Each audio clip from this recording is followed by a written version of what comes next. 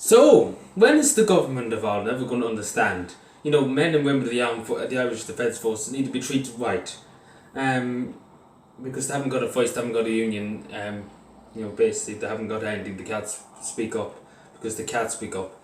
And, this is just an example of how bad they treat, people who serve this country. And it's ridiculous, because I wonder would the politicians be like to treat it be like this. And, I'm going to say this. Irish soldiers were forced to sleep on ancient stained mattress. Ancient, use the word ancient mattresses. So mattresses are beds, so stained, with no pillows and no sheets and no duvets. Just give them a mattress. That's what we do. Give them a mattress. How about that? And then the next thing is, they get €55 extra each Monday to Friday and €83 on a Saturday. And €111 on a Sunday, all before tax. Yes, all before tax. So it is So do I raise my point? What I'm going to say now is, you should go, and what you should do? Go to Leo Franco's house, take his sheets, take his duvet, take everything in his house, bring it to the army barracks and put it in the army barracks.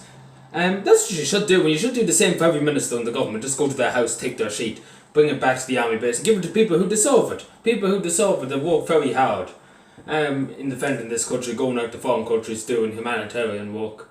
And you have Leo Franco being a cut up in Dublin, sitting there, I don't know what he's sitting there eating his turkey steak or whatever you want to call it. And the army gets tuppence. They get tuppence. And the way they're treating them now, you might as well go and just say, get rid of the army altogether if he's going to treat them this bad. Like, honest to God. Like the prisoners of Mountjoy, that's another thing. The prisoners of Mountjoy, explain this, Leo. Explain this to me. Very simply, or Charlie Flanagan, whichever one of you would feel comfortable explaining, because I'm sure you wouldn't anyway. He's probably one away.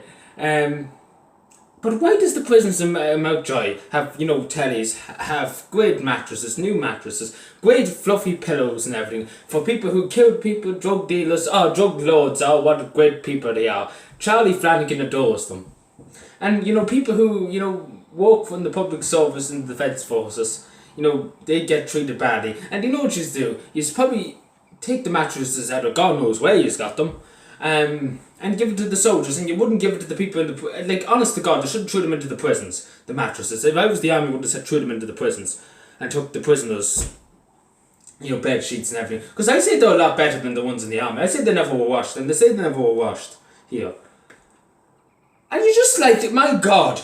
You're honestly just like, my God. How would the government treat anybody, that serves them? With that such absolute dreadness. Like, honest to God, like, you have to be serious. Yeah? Everybody has to be serious. But, they don't treat the prisoners like this. They don't treat people who kill people, who sell drugs to kids, who do this and who do that. They don't do it. They don't do it to them. Why should they do it to people who are... working to try and protect the country, trying to protect Ireland. Obviously the European Army's bearing down on us, but anyway. But it doesn't make any sense, and the politicians sleep in their big 50-bedroom house, and they don't give a damn. Oh, and the hours a new one, yes. Hours and Michael D. Higgins, the Commander-in-Chief of the Army. I heard there's 56 beds or something like that for guests. How about just go up to the hours and take the bed sheets out of the Michael D. Higgins' bed and the guest bedrooms? How about you just do that? Michael Higgins should open his gob instead of just saying, they deserve equal pay. He's the Commander-in-Chief of the Defence Forces. He should be like, straight away, right, there's a situation. Take every bed, take every mattress, bring them to the army barracks around the country. I don't care how much it's going to cost. Get it out of the hours, bring it to the people who deserve it. But he's not. He's going to sit there and say nothing. Which is just great for a Commander-in-Chief of the Army. Just sit there and say nothing. And, obviously this is not going to come back and bite you in the arse.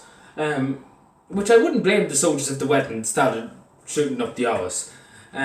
Because honest to God, you wouldn't be treating prisoners of war like this. I say if we won a war in the morning we caught prisoners, we'd probably give them a 5-star hotel in the Shelbourne. 5-star hotel room in the Shelbourne and pay for it and everything. Give them 5-course assaults and everything like that. It's a joke. This country's literally turned into a joke. And it was already a joke beforehand, but now it's a bigger joke.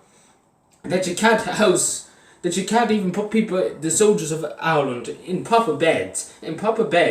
Instead, giving them beds that are stained and have no pillows, no duvets, no mattresses. We're not mattresses, but you know what I'm saying.